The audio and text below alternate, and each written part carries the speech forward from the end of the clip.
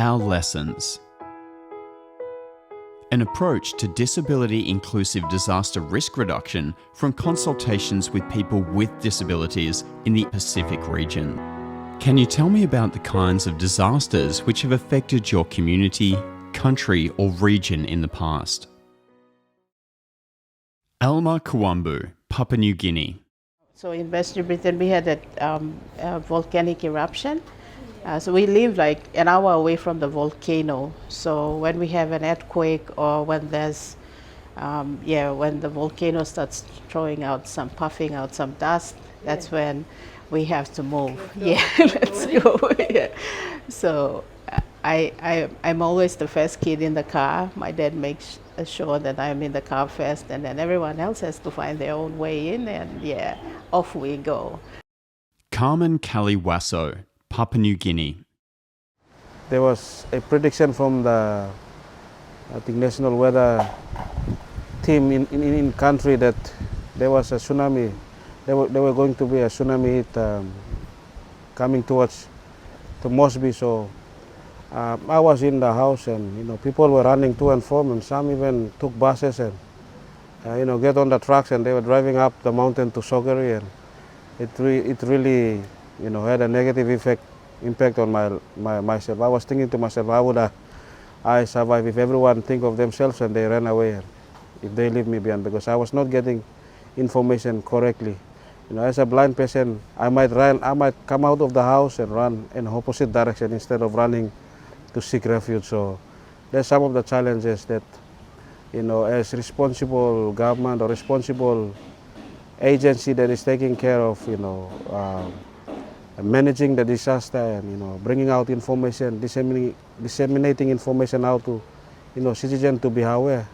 We need to bring information in an accessible and inclusive way that everyone needs to absorb that information and be alert when the disaster strikes, so including persons with disability. Anna Varegali, Vanuatu.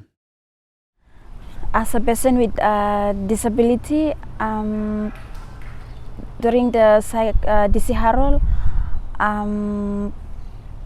to me it was a big challenge because I have never faced a Category 5 cyclone, and this was my first time, and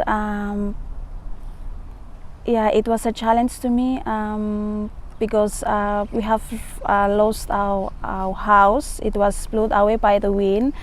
So after the cyclone, we have to slowly rebuild back our home and replant back our foods at the garden. Joshua Jack, Vanuatu. Yeah, we was living at night with my parents, and it happens that cyclone bomb strike at once, and people were running around. I was so afraid during the time, and during the time I have facing the challenge of being escaped from the house. I was so afraid of the cyclone because it is too strong. Like that was Category 5, yeah. And through the support of my parents, they had to help me and support me to other house that was safe during the times. Manoka Ego, Papua New Guinea. The water was beginning to reach, it just reached our house as well, and it was rising to the barrels where the post ends. And my mom was telling me to pack some of my belongings so that we can go to a higher ground.